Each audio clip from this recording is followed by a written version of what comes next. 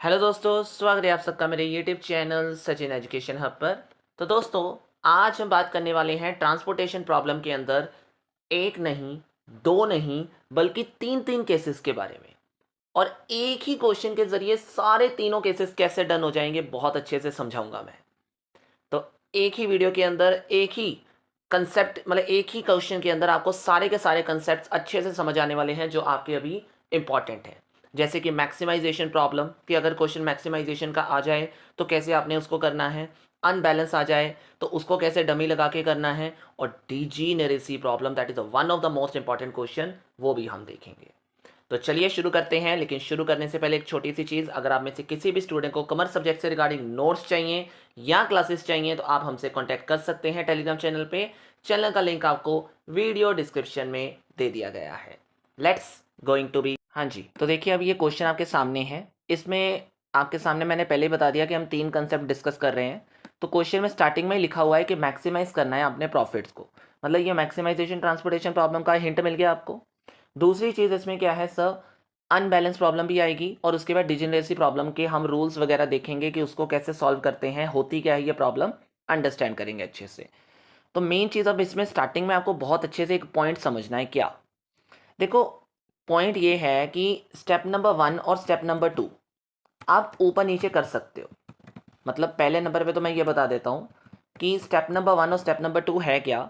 अक्सर normal questions में सबसे पहले हम क्या कर रहे हैं सर, हम कर रहे हैं अनबैलेंस प्रॉब्लम को सबसे पहले बैलेंस कर रहे हैं, राइट।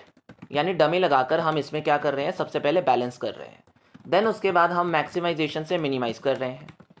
लेकिन एक चीज़ मेरी नोट आउट कर लो, अगर आप इसको ऊपर नीचे भी कर देते हो, यानी कई क्वेश्चंस में आप मैक्सिमाइजेशन से मिनिमाइज कर लो पहले नंबर पे, और फिर उसमें डमी लगा दो, यानी फिर उसको मतलब अनबैलेंस को बैलेंस कर लो, दोनों ही केसेस में आपका क्वेश्चन सही माना जाएगा, क्योंकि दोनों ही केसेस में आपका क्वेश्चन क्या है, आंसर सही दे रहा है। मैंने दोनों क्वेश्चन ट्राई करे थे, दोनों क्वेश्चन मतलब दोनों केसेस देखे थे, दोनों में से आपका आंसर सेम आ रहा है। फ़र्क ये है कि अगर आप मैक्सिमाइजेशन टू मिनिमाइज करते हो क्वेश्चन को सबसे पहले, तो उससे आपका जल्दी आंसर कवर हो रहा है, और बाद में मतलब इन शॉर्ट सेकंड स्टेप में अगर आप डमी लगा रहे हो तो आंसर जल्दी हो रहा है। लेकिन कुछ बच्चे अगर सबसे पहले डमी लगा रहे हैं एंड देन उसके बाद मैक्सिमाइजेशन टू मिनिमाइज कर रहे हैं, मैक्सिमाइजेशन टू मिनिमाइज कर रहे हैं, तो उस केस में आंसर में काफ़ी स्टेप्स इंक्रीज हो रहे हैं। तो मैं आज आपको सबसे पहले मैक्सिमाइजेशन टू मिनिमाइज ही करवाऊंगा, क्योंकि उसमें थोड़ा इजी भी होगा आपके लिए, और जल्दी से जल्दी क्वेश्चन डन भी हो जाएगा। आप चाहे जैसे मर्जी कर सकते हैं, गलत दोनों केसेस में नहीं होगा, बस थोड़ा लेंथी हो जाएगा अगर आप डमी पहले लगा के करते हो। तो अब हम सबसे पहले मैक्सिमाइजेशन टू मिनिमाइज करना सीखेंगे सर। तो उसको कैसे करा जाता है, तो देखो, जब भी आप मैक्सिमाइजेशन टू मिनिमाइज प्रॉब्लम की बात करते हो तो आपने असाइनमेंट में भी सीखा है कि ये जो बीच वाले नंबर है ना आपके, राइट, इनमें से आपने मैक्सिमम नंबर ढूंढना है। तो सर पूरे मैट्रिक्स में मैक्सिमम नंबर कौन सा है, 44। इस 44 में से आपने सारा का सारा जो सारे मतलब सारे मैट्रिक्स में जितने भी नंबर है ना, 40, 25, 22, इन सभी नंबर्स को इस 44 यानी हाईएस्ट नंबर में से लेस कर देना है, आपका मैट्रिक्स मिनिमाइज हो जाएगा। तो सर क्या करना है बता देता हूँ ज़रा। तो सबसे पहले तो मैं यहाँ पे आपको मैक्सिमाइज टू मिनिमाइज करा रहा हूँ। तो उसमें 44 हाईएस्ट है, तो अब आप अगर 44 हाईएस्ट मान रहे हो तो क्या करोगे सर, 44 में से 40 चले गए तो 4 आ जाएगा, देन उसके बाद 0 आ जाएगा, 6 आ जाएगा, 25 माइनस कर दोगे तो 19, देन 35 करोगे तो 9, देन 6 आ जाएगा, अगेन उसके बाद 22 माइनस करोगे तो 22 ही रहेगा, 44 में से 30 चले जाएंगे तो 14, एंड यहाँ पे 16 आ जाएगा, यहाँ पे आपके पास 11, और यहाँ पे 14 एंड अनदर 14। तो सर सबसे पहले तो हमने मैक्सिमाइज टू मिनिमाइज कर लिया, जो कि बहुत सिंपल रूल था, बड़े नंबर में से सारे मैट्रिक्स के नंबर्स को लेस करके आपका बन जाएगा मैट्रिक्स। स्टेप नंबर 2 में हमने क्या करना है, डमी लगानी है। स्टेप नंबर 2 में क्या करना है सर, डमी। अब मैं आपको स्टेप नंबर 2 में डमी लगवा रहा हूँ, आप चाहे पहले लगा के फिर मैक्सिमाइज टू मिनिमाइज कर लीजिए, आंसर सेम आएगा, मैं बता चुका हूँ आपको, राइट। तो सर अब डमी लगाने का मतलब क्या हुआ कि डिमांड और सप्लाई दोनों इक्वल होने चाहिए, डिमांड और सप्लाई दोनों इक्वल होने चाहिए। सर डिमांड का टोटल क्या है, डिमांड का टोटल है 300 और सप्लाई का टोटल क्या है 400। तो सर 400 की डिमांड कम पड़ रही है, तो इसलिए हमें एक और डेस्टिनेशन लगानी पड़ेगी, मतलब एक और हमें मार्केट क्रिएट करनी पड़ेगी, जिसकी कॉस्ट तो आपकी ज़ीरो ही रहेगी, डमी में कोई कॉस्ट नहीं होती, लेकिन जो डिफरेंस है वो यहाँ कवर कर दिया जाएगा, और दोनों का टोटल 400 के बराबर हो जाएगा। तो इससे आपका क्वेश्चन बैलेंस हो गया, बहुत सिंपल सा सिस्टम है ये तो, राइट। तो देखिए यहाँ पे आपके सामने मैंने ऑलरेडी वैम मेथड के ज़रिए एलोकेशन करके रखी हुई है। तो अब ये चीज़ इसमें देखो करने का तरीका तो आपको मैंने बताया हुआ है, ये तो आपको क्लियर है। लेकिन पॉइंट इज़ यहाँ पे जो मैंने आंसर लिखा है ना, ये एक ज़रा ज़रूर इस पर झलक डाल दीजिएगा। क्यों सर? क्योंकि मैंने यहाँ पे 20 मल्टीप्लाई बाय 4 नहीं किया, मैंने 40 किया। मैंने 40 मल्टीप्लाई बाय 6 नहीं किया, मैंने 38 किया। ऐसा क्यों सर? ऐसा क्यों? क्योंकि मैंने यहाँ मैक्सिमाइजेशन प्रॉब्लम सॉल्व करनी है, तो मैंने ये कॉस्ट नहीं लेनी। क्योंकि हमें जो सबसे पहले मैट्रिक्स दिया है ना, ये जो ये चीज़ दी है, ये वैल्यूज़ यहाँ पे लेनी है सर। क्योंकि हमने मैक्सिमाइज करना है प्रॉफिट, तो जो हमें दिया होगा एक्चुअली में प्रॉफिट, वही तो लेंगे ना, राइट? तो कहने का मतलब मेरा ये है कि एलोकेशन कहाँ कहाँ पे दी गई है, उसके अकॉर्डिंगली नंबर ले लो। तो सर 20 के साथ एलोकेशन दी गई है, तो 20 के साथ एलोकेशन, सॉरी 20 यानी 1 के ऊपर एलोकेशन दी गई है ना 20 की, तो कौन सा नंबर है? 40। तो सर मैंने इस वजह से यहाँ पे क्या किया, 20 मल्टीप्लाई बाय 40 कर दिया और मेरा आंसर 800 आ गया। ऐसे ही बाकी एलोकेशन के साथ मैंने मेन जो क्वेश्चन पेपर में आपको मैट्रिक्स मिलेगा ना मैक्सिमाइजेशन करने का, उसमें से आंसर लेना है, यानी मैक्सिमाइजेशन वाले प्रॉफिट मैट्रिक्स में से आपने आंसर लेना है और उनके साथ वैल्यूज को आपने मल्टीप्लाई करना है, राइट? तो ये चीज़ आपके आंसर में आएगी। यहाँ कॉस्ट को मत करने लग जाना, ये गलत हो जाएगा। ये इंपॉर्टेंट चीज़ है, नोट आउट कर लो अच्छे से, राइट? तो let's see the next step. अब आप क्या करोगे? अब हमारे पास यहाँ पे वैम मेथड डन हो चुका है, उसकी कॉस्ट के बारे में बता दिया, इसको हम एसोसिएटेड कॉस्ट कहते हैं। एसोसिएटेड कॉस्ट हमारी निकल के आ गई, इनिशियल फिजिबल सोल्यूशन की कॉस्ट हमारे पास निकल के आ गई। अब हमारे पास नेक्स्ट यूवी मेथड अप्लाई करना है, जिसमें हमारा सबसे पहला क्या रूल होता है सर? ऑप्टिमैलिटी टेस्ट चेक करना।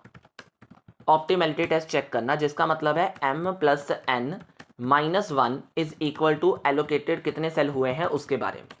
तो सर इस इक्वेशन के बराबर होने चाहिए हमारी एलोकेशन। तो अब हमने चेक किया कि सर m का मतलब होता है नंबर ऑफ रोज कितनी है 3 और कॉलम कितने हैं 5, माइनस 1 कर दिया इज इक्वल टू एलोकेशन कितनी है 6। सर ये तो 7 इज इक्वल टू 6 आया, यानी हमारी एक एलोकेशन कम हो गई। तो जब ऐसे इक्वेशन बराबर ना हो तो उस प्रॉब्लम को क्या नाम दिया जाता है? Degeneracy problem. क्या नाम दिया जाता है? Degeneracy problem. अब ये डिजेनरेसी प्रॉब्लम सॉल्व कैसे करेंगे सर? सबसे इंपॉर्टेंट चीज़ यहाँ पे अब कैसे सॉल्व करना है डिजेनरेसी प्रॉब्लम को, ये देखना बहुत ज़रूरी है। तो बहुत अच्छे से पहले क्या करना है आपको, ये मैट्रिक्स ले लेना है जो जितना मैं ले रहा हूँ। तो let us take a matrix, लेकिन अब हमें डिमांड और सप्लाई की ज़रूरत नहीं है, वो हो गया काम जितना होना था, राइट? तो अब मैं इसको पहले क्लियर कर देता हूँ जस्ट बिकॉज आपको और अच्छे से क्लियर हो जाए। लीजिए, ठीक है। अब यहाँ पे 6 एलोकेशन है, हमें 7 चाहिए सर। तो डिजेनरेसी प्रॉब्लम सॉल्व करने का मतलब होता है एक एक्स्ट्रा एलोकेशन क्रिएट करना। वो कैसे करेंगे? आपको यहाँ पे जहाँ जहाँ एलोकेशन नहीं दिख रही है ना, जैसे 19, 9, 0, 0, 14, जिस नंबर्स के ऊपर आपको एलोकेशन नहीं दिख रही है, उन नंबर में से सबसे स्मॉलेस्ट नंबर कौन सा दिख रहा है सर हमें? सर 0। कौन सा दिख रहा है हमें? 0।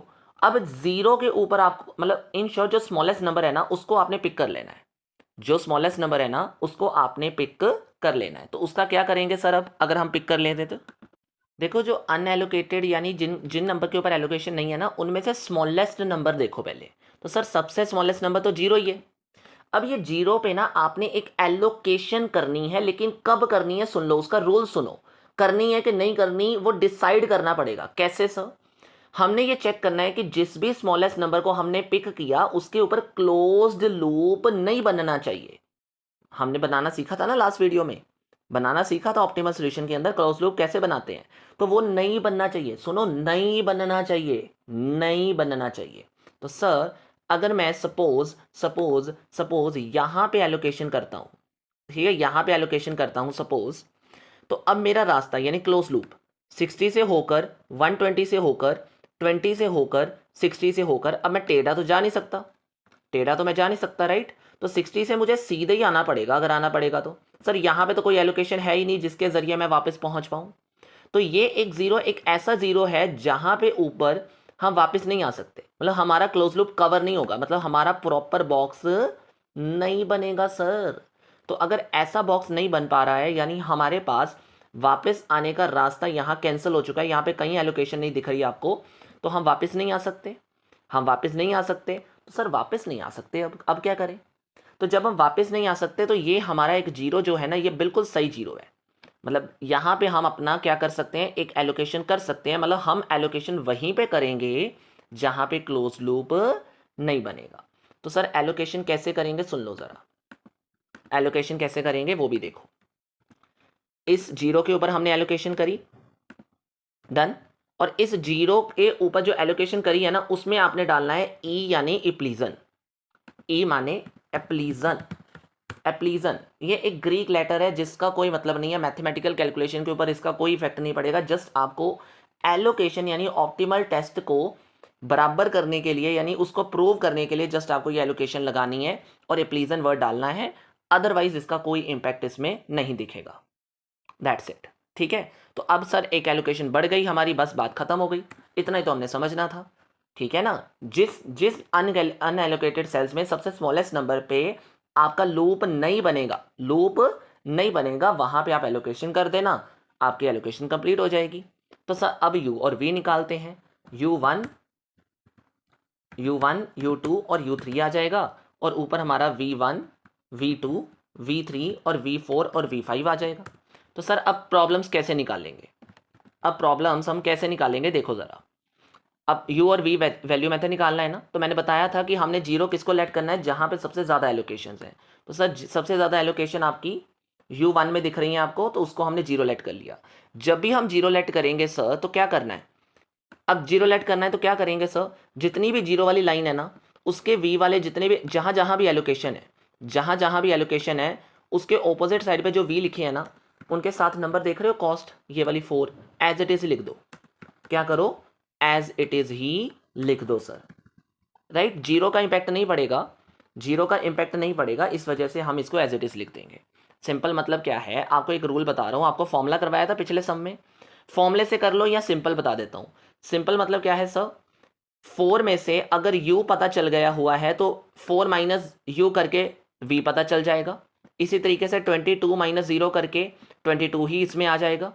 सिमिलरली सपोज करो सर आपको u नहीं पता पर v पता है, तो इस 4 में से v वैल्यू माइनस कर देना, आपको u की वैल्यू मिल जाएगी, आपको u की वैल्यू मिल जाएगी। कहने का मतलब ये है कि इस सेंटर वाली वैल्यू में से ही आपने प्लस माइनस करना है। अगर v दिया है तो v माइनस करके u निकल जाएगा, अगर u दिया है तो u माइनस करके v निकल जाएगा। That's it. तो सर अब तो बहुत सिंपल हो गया, ये तो शॉर्टकट हो गया हमारे लिए। यस, तो अब देखो सर सेकेंड लाइन में ना अब सिर्फ एक ही एलोकेशन है, तो यहाँ पे दी गई है, तो सर जीरो में से 4 माइनस कर दो, जीरो में से 4 माइनस कर दो तो क्या निकल के आ जाएगा, -4 निकल के आ जाएगा।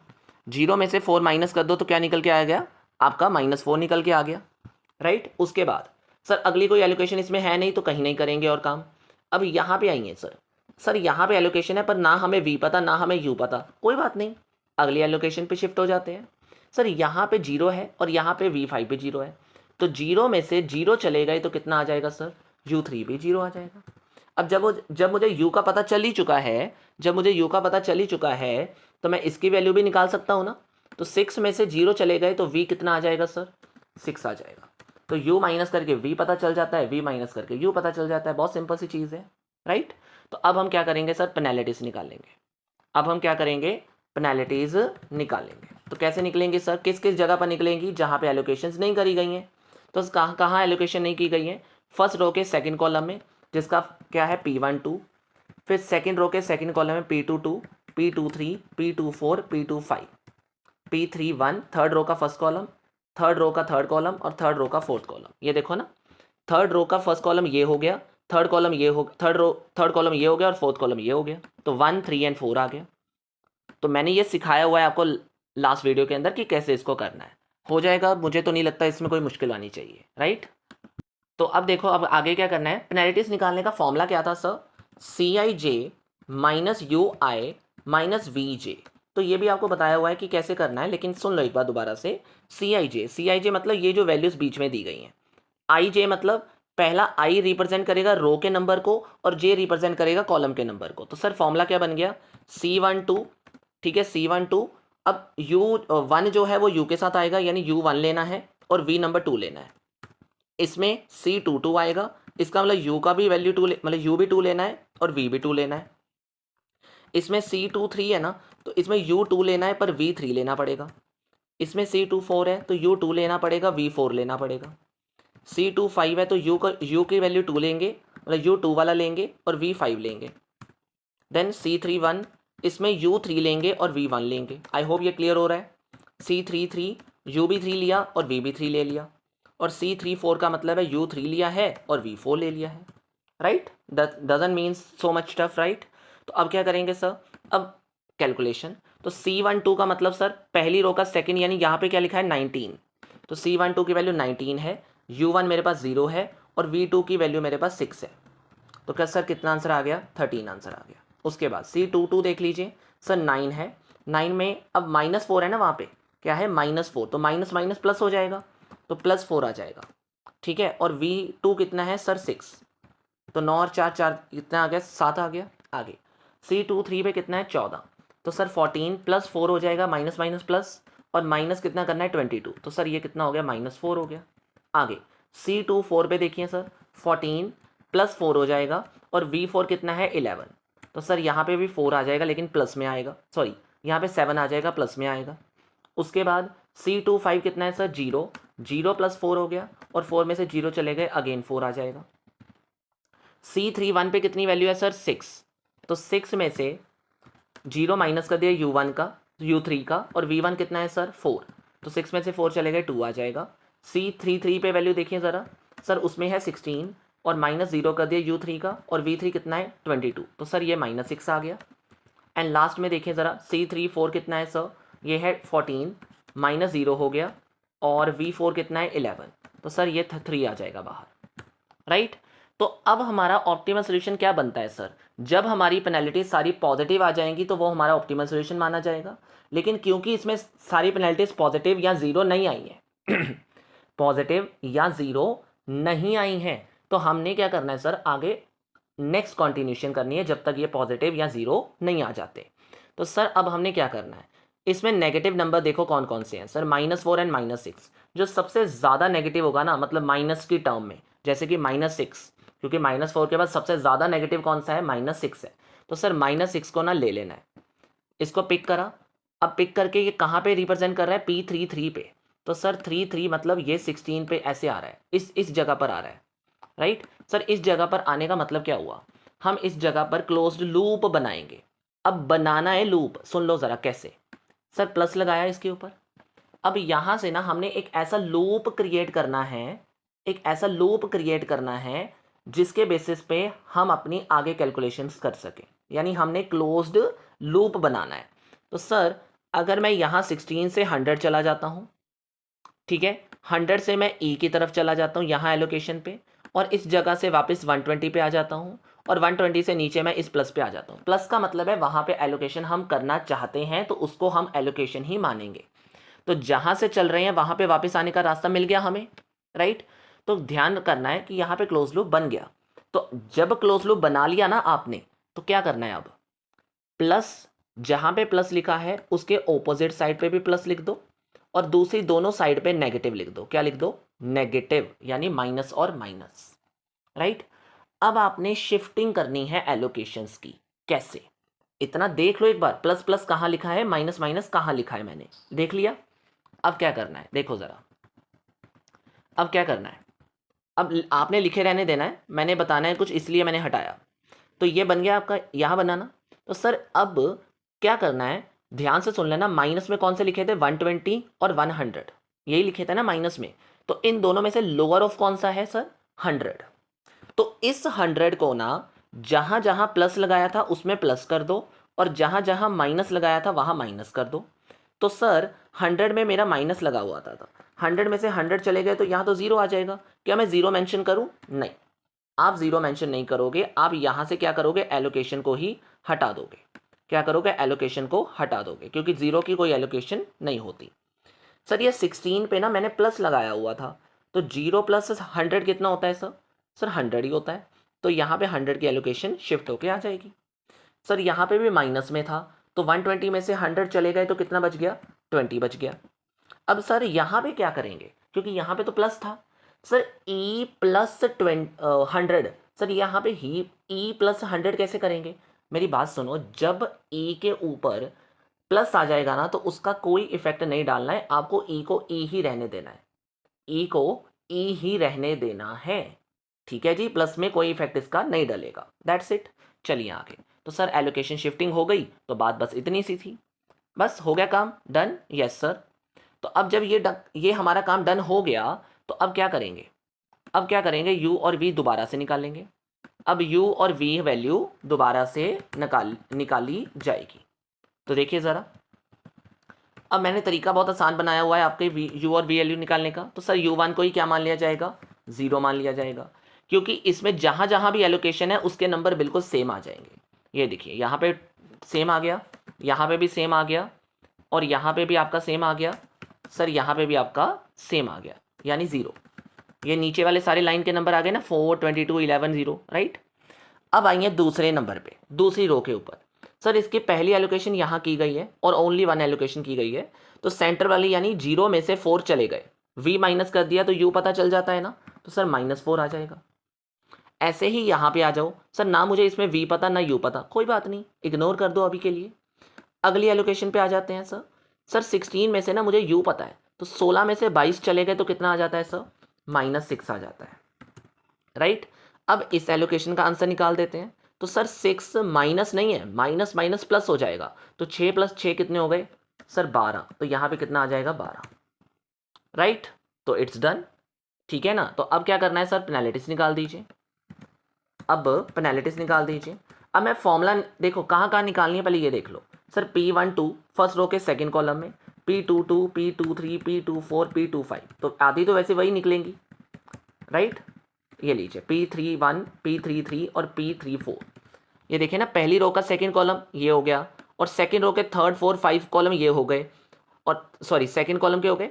और अब थर्ड कॉलम का थर्ड रो का फर्स्ट कॉलम, थर्ड रो का सॉरी यहाँ पे ना एक चेंज आना है। अब यहाँ पे चेंज आना है, P3, 4 एंड 5 आएगा, क्योंकि थर्ड रो का फोर्थ कॉलम और थर्ड रो का फिफ्थ कॉलम अब अनएलोकेटेड है, राइट। तो अब मैं फॉर्मूला नहीं लिखूंगा, मैं सीधे वैल्यूज लिखूंगा, ध्यान रखना इस चीज़ का। सर P12 का मतलब हो गया 19, 19 में से U1 कितना है, 0, और 1, 2 कितना है सर, V2 कितना है, 12। तो कितना आंसर आ गया सर, ये 7 आ गया, राइट। उसके बाद सर P22 पे वैल्यू कितनी है, 9, तो 9 में से क्या माइनस करेंगे सर, अब 9 में से -4 है तो प्लस हो जाएगा 4, तो 9, 4, 13, V2 कितना है, 12, तो कितना आंसर आ गया सर, 1 आ गया। P23 पे देख लो सर, वहाँ पे 14 है, 14 + 4 कितना हो गया, 18। अब 22 माइनस कर देंगे तो सर कितना आंसर आ गया, -4 आ गया। P24 देख लीजिए सर, वहाँ पे भी 14 है, +4 कर दीजिए 18, माइनस V4 कितना है, 11, तो कितना आंसर आ गया सर, ये 4 आ गया। उसके बाद P25 देख लीजिए सर, 0, उसमें 4 प्लस हो जाएगा, और V5 कितना है, 0, तो आंसर 4 आ जाएगा अगेन। P31 पे चेक कर लेते हैं सर, 6। अब देखो 6 ना माइनस में है उधर, तो 6 + 6 हो जाएगा, और V1 कितना है, 4, तो कितना आंसर आ गया सर, 8। उसके बाद P34 पे 14 + 6 हो जाएगा, और V4 कितना है, 11, तो 14, 6, 20 में से 11 चले गए, 9 आ जाएगा। अब लास्ट में देखिए सर 0 है, तो 0 + 6 6 हो गया, और V5 कितना है, 0, तो आंसर 6 आ गया। सर सभी तो पॉजिटिव आ गए, लेकिन एक ने काम अड़ा दिया फिर से, P23 पे हमारा -4 आ गया, यानी अभी भी हमें कंटिन्यूशन करनी पड़ेगी सम की, ठीक है जी। तो चलिए एक बार और क्लोज लूप बनाते हैं और इसको जल्दी से कवर अप करते हैं। हाँ जी, तो अब देखिए ज़रा यहाँ पे P23 कहाँ लाई करता है सर, P23, तो सर P23 मतलब 14 के ऊपर, मतलब 14 के ऊपर। तो अब हमारा लूप क्या बनेगा सर, बहुत सिंपल सा लूप है, देखो ज़रा, 14 से 20 पे गए, 20 एलोकेशन पे, फिर 20 से 20 पे गए, 20 से 60 पे आए, और 16 से वापस 40 पे आ गए। सर ये एरिया हमारा क्लोज लूप बन जाएगा। Very clear. Sir positive positive कहाँ लगेगा, एक बार देख लो ज़रा, देखो ज़रा 14 से यहाँ चले गए, यहाँ से यहाँ पे, यहाँ से यहाँ, और यहाँ से वापस आ गए। सर अगर यहाँ पे प्लस है तो इसके ऑपोजिट यानी इस 20 के एलोकेशन पे भी प्लस हो जाएगा। अगर 60 माइनस में है तो ये भी माइनस में हो जाएगा 20, राइट। तो अब क्या करना है सर, प्लस माइनस देख लिया ना कहाँ कहाँ लगे हैं, यस सर। तो अब माइनस में मिनिमम कौन सा है सर, 20, तो 20 को 20 में से माइनस करा तो 0 हो जाएगा। सर 14 को 20 मतलब 0 + 20 हो गया, तो 20 यहाँ पे शिफ्ट हो जाएगा, राइट। अब 60 यहाँ पे माइनस लगा था ना, तो 60 में से 20 चले गए, 40 आ जाएगा। उसके बाद 20 में से 20 चले गए, तो यहाँ पर फिर से यहाँ पे अब 20 में सॉरी प्लस था ना, तो 20 प्लस कितना हो जाएगा, 40 हो जाएगा। ये लीजिए, यहाँ पे 60 था तो 20 माइनस करने थे, माइनस में था ना इस वजह से, ये प्लस में था तो 20 + 20 40 हो गए। डन, तो सर डन हो गया। अब हम दोबारा से u v निकालेंगे, ठीक है जी। तो अब मैं चेंजेस देखो कहाँ कहाँ कर रहा हूँ, यहाँ पे देखो, बस देखो ज़रा सर, u1 अगर मैं 0 लेता हूँ दोबारा से, तो अब मेरे पास 3 एलोकेशन है, एक ये और एक ये, इनके सारे नंबर सेम रह जाएंगे, बन गए, ये तो क्लियर हो गया होगा।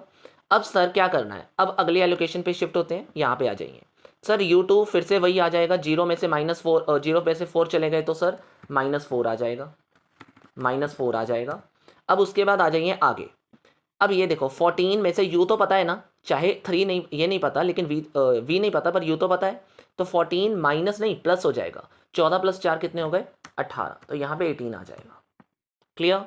अब u3 में सर ये तो मुझे पता नहीं, ना v2 पता नहीं u3 पता, कोई बात नहीं, इग्नोर कर दो, आगे आ जाओ सर, यहाँ पे आ जाते हैं।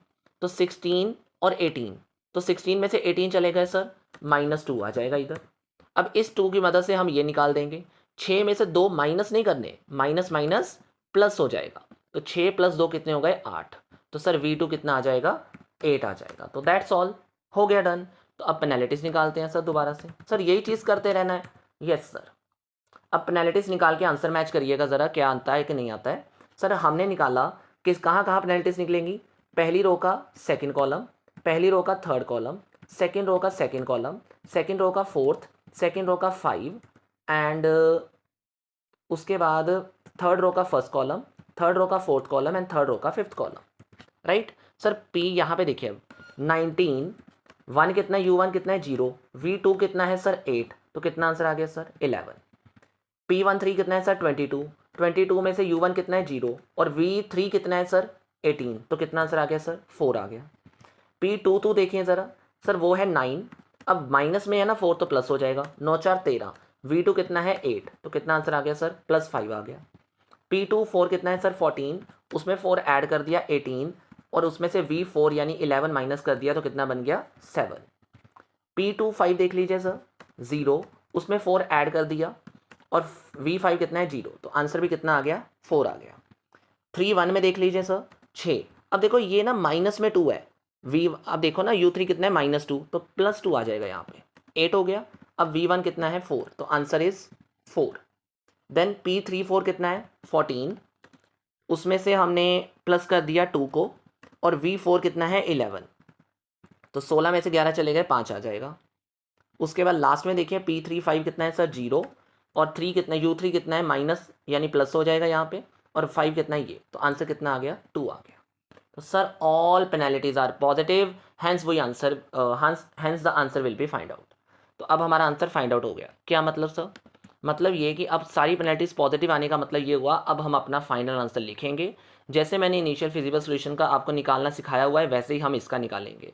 तो क्या सर इसमें भी कॉस्ट नहीं लेनी है, नहीं इसमें भी कॉस्ट नहीं लेनी है, इसमें भी क्वेश्चन पेपर में जाइए, वहाँ से आंसर आपको नोट आउट करना पड़ेगा, मतलब जो मेन प्रॉफिट मैट्रिक्स है ना वहाँ से आंसर नोट आउट करना पड़ेगा। तो क्या करेंगे सर, पहली रो की एलोकेशंस कितनी है 40, देन 60। अब सर ई का क्या करेंगे, छोड़ दो, इग्नोर कर दो, इग्नोर कर दो, ठीक है। सेकंड में 40 और 20 है, थर्ड में 40 और 100 है। यहाँ हमने सारी लिख ली ना, ये सारी लिख ली हमने, राइट सर सारी लिख ली। अब इनके आंसर्स कहाँ से लिखेंगे सर, हमारे वो वाले मेन मैट्रिक्स में से।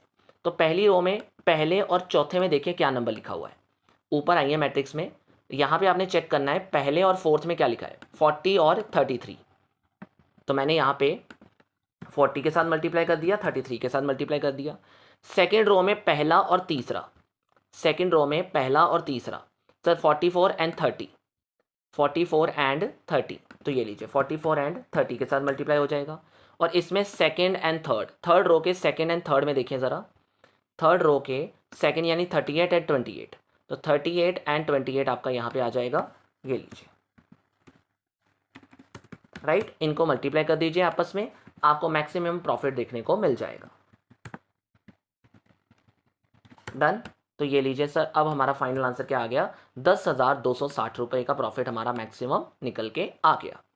कहने का मतलब ये है कि अगर बच्चे डमी लगा के पहले कर रहे हैं तो उनको थोड़े से ज़्यादा स्टेप्स करने पड़ेंगे, लेकिन आंसर मैच हो जाएगा। सिमिलरली अगर आप पहले मेरे ट्रिक मतलब मेरे तरीके से कर रहे हो तो ऑटोमेटिकली आपको थोड़ा जल्दी आंसर मिल जाएगा। मैं ये नहीं कह रहा हर क्वेश्चन में ऐसा ही लगेगा, जैसे जैसे आपको सही लग रहा है वैसे वैसे क्वेश्चन में लगा दो, थोड़ा नंबर ऑफ स्टेप्स का फर्क पड़ेगा, लेकिन आंसर मैच दोनों केसेस में हो जाएगा। तो this is all about for today. ठीक है जी, आई होप आपको ये अच्छे से क्वेश्चन समझ में आ गया होगा कि हमने तीनों cases maximization problem, unbalance problem और स्पेशली डिजेनरेसी प्रॉब्लम का कैसे इस्तेमाल करना है और कैसे उसको सॉल्व आउट करना है। तो that's all for today. Video को लाइक, चैनल सब्सक्राइब करना बिल्कुल मत भूलिएगा। आज की इस वीडियो में इतना ही है। Thank you so much. Have a nice day.